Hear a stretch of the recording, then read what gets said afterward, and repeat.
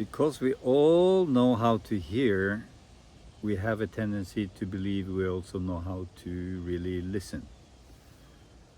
But as I see it, real deep listening is one of the most important and one of the most undervalued skills in life.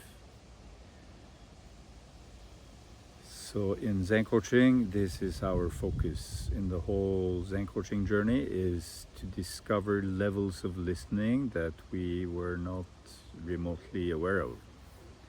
And also to understand all the different ways we are actually shutting down listening subconsciously. Like, listening generally happens through all kinds of filters. And these filters we don't see.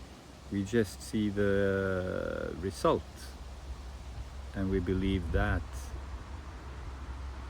is the essential message. But the essential message is the result of all these filters. So what would happen if you listen without these filters? A listening which is filter free, open, wide open awake. And it begins by listening inside, listening to the silence, listening to the empty space within. So I call this listening from inner spaciousness. It's not I am listening to the silence, I am the silence that listens. Silence, the inner spaciousness, is the listening space.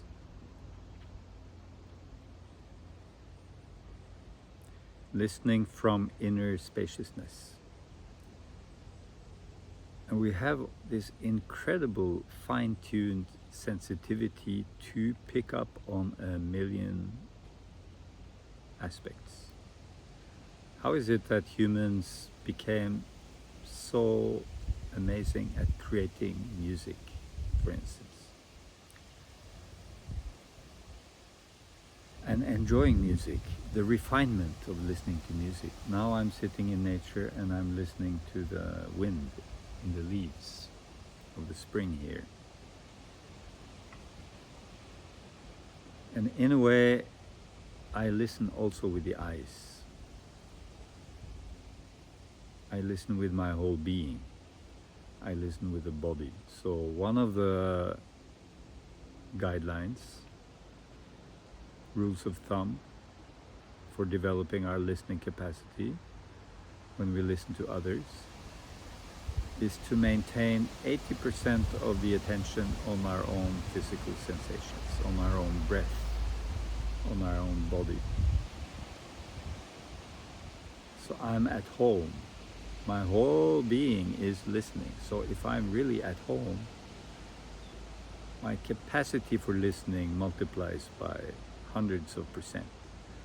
So I say only give 20% to the other, give 80% to yourself. In fact, the 100% becomes like 1,000%. So the 20% becomes much bigger. Listening from inner spaciousness, from presence. What does it mean? Well, it means I don't have an agenda and I don't have any fixed viewpoints and I'm not planning what to say next. It's a state of complete receptivity. And this is what meditation is. So real listening is meditation. Receptivity, allowance. I allow everything to be experienced.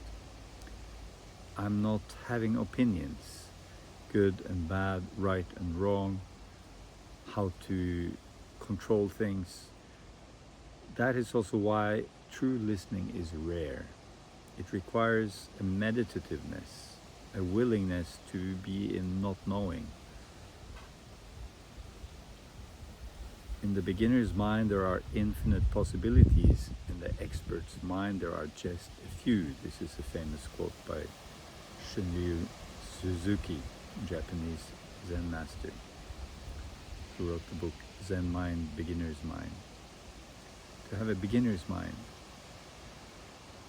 So there are many obstacles to really be a listener.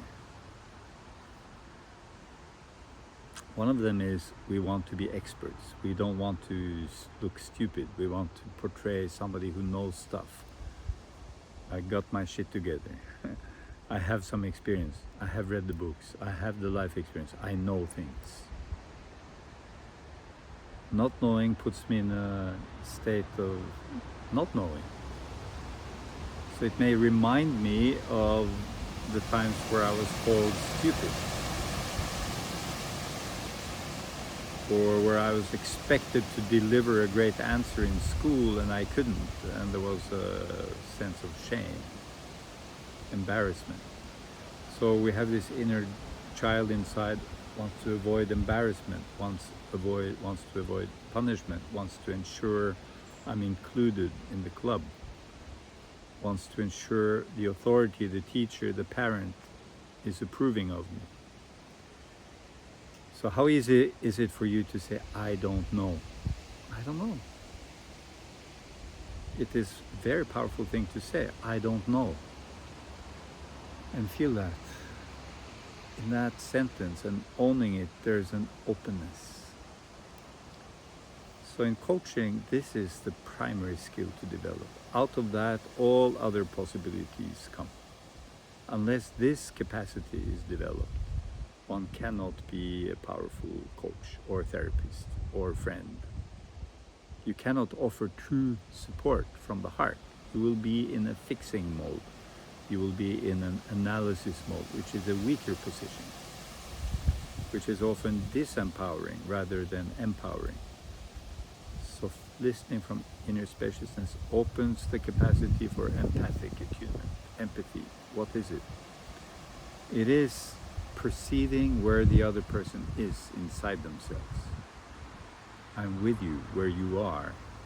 I sense you. I feel with you. I enter your world. I'm with you. It doesn't mean I take responsibility for you. It doesn't mean I suffer if you suffer necessarily. I'm with you. Consciousness itself does not suffer. It is with suffering. It is the space of embrace of suffering. It is compassion. The word is a bit misleading. Compassion, suffering with, the original word meaning of passion, suffering. But if we take a modern meaning, I have a passion, I have an interest in being with you. I want to meet you, I want to be here. It's an honor that I'm allowed to be with you in the unfoldment of life through you in this moment. Not to fix, not to analyze, not to diagnose, not to help. Spaciousness, empathic attunement. And then life is never static, so in that spacious empathic attunement there's a flow, an unfoldment. And there's this living force in all living beings of life, positive life. So life starts moving us in surprising ways, and we're not doing it. There's not a me doing it. Life is doing it. I'm receptive to life. I go with the unfoldment. And there's an element also in deep listening which is automatic, which is knowingness. I know through direct experience, by becoming one with that which is known. I know it from becoming it, being it. It is the most satisfying knowing. What we're trained in is mental knowing. We want to mentally get people. It's flat. It's not opening. It's not deepening. It's not connecting.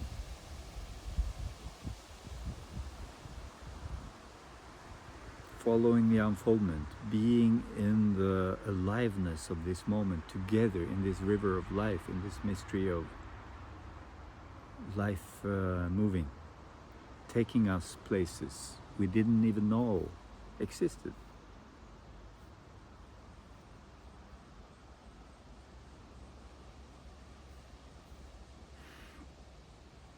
We also have this principle in Zen coaching, foundational principle. What we most deeply long for, all of us, is to come home to who we truly most deeply are, to be at home in ourselves, to feel at home, to be at home. I am in me as me. I feel at home. I'm rooted in my being, in my presence. Coming home. And of course, often we seek this homeness outside ourselves, in a physical home, in a country, in a relationship, in a job. We try to identify externally so that we get a sense of belonging, of homeness. But there is a deeper home, to be who I truly am in my presence, in my being, which is not a separate self. It is a wide open, spacious, and yet substantial presence. I feel restful there, easeful, grounded, open, available for myself. I feel quiet in the mind. Thinking is not running the show, planning for the future, worries about the past. I'm available for what's here. And then when thinking is required, planning is required, I can plan and think. But that's not where I dwell. I dwell in this here-ness of here, which is moment by moment unfoldment and deepening, because at home is not one fixed place. It's a dynamic, deepening, expanding here-ness. Levels and dimensions is like a galaxies within. Not one quality, not one emptiness. Can be joy, can be peace, can be emptiness, can be love, can be power, can be trust, can be groundedness, can be compassion, can be stillness, truth, power, can be unnameable openness, vast like the infinite sky.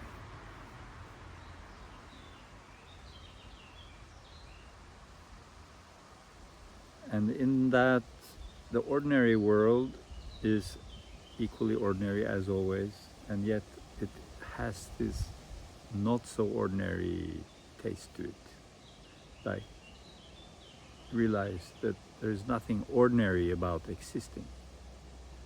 There's nothing ordinary about the aliveness of my life. To be alive, just like a tree, a flower, a bird. I saw a bird. The aliveness, to be alive, to be conscious, to be in this ordinary world is very special. Nothing special, just ordinary magic. This ordinariness is quite magical. And am I available? I'm available through listening, through receptivity. And then I can engage, take part, attune. And when I want to support somebody, if I can offer this quality, which is not a technique at all, it's a state of being, comes from meditation, comes from presence, comes from a non-fixing, trust in life, trust in the adventure of now. That's what Zen coaching is about. That's what, for me, life is about. We can play, we can dance there, we can create beauty together, we can create a world where we care for each other, where we don't get blinded by ideology, dogmatism, hate, rage, jealousy, greed, grasping. We can hold things lightly. When we don't have this holding on to a fixed self that I have to defend and perform, there's nothing to perform.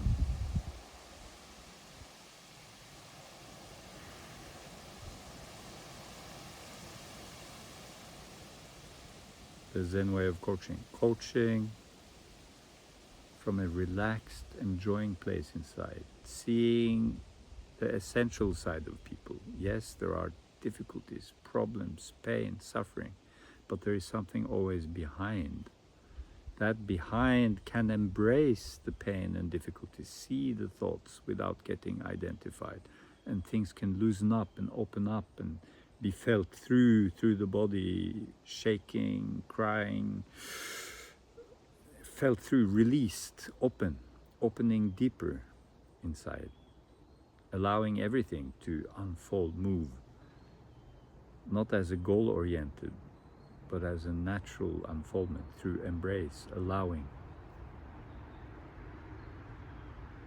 The space of awareness that I am can allow and embrace everything.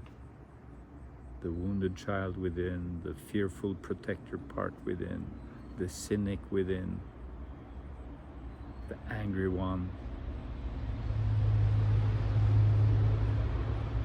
Yeah. It's so simple, and yet, because of many factors, not so easy always.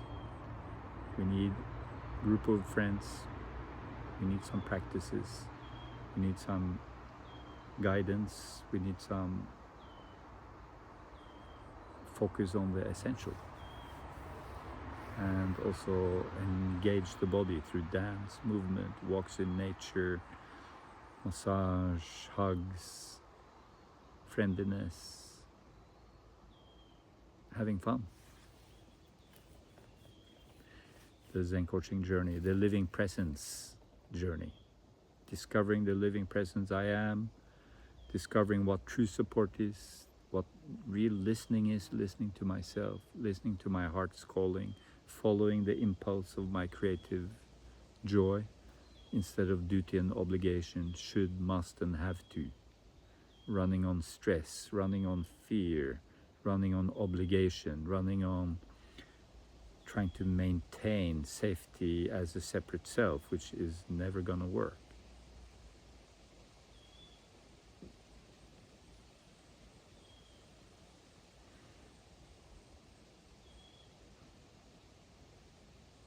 So it's a beautiful journey. If you want to join the Zen coaching journey, you are warmly welcome. It's offered in Sweden and Norway every year, by me in Sweden, by Hanne Pedersen in Norway. Also, we have activities in other countries, Poland, South Africa, and Finland, and many other places. We have living presence hubs in many cities where there are events, gatherings, meditation, social events, inquiry evenings, practice evenings. You can receive coaching from many coaches, many possibilities. So check us out on zencoaching.com or livingpresence.org. That's our community of people trained in the Zen coaching approach. The Living Presence community, livingpresence.org. Welcome.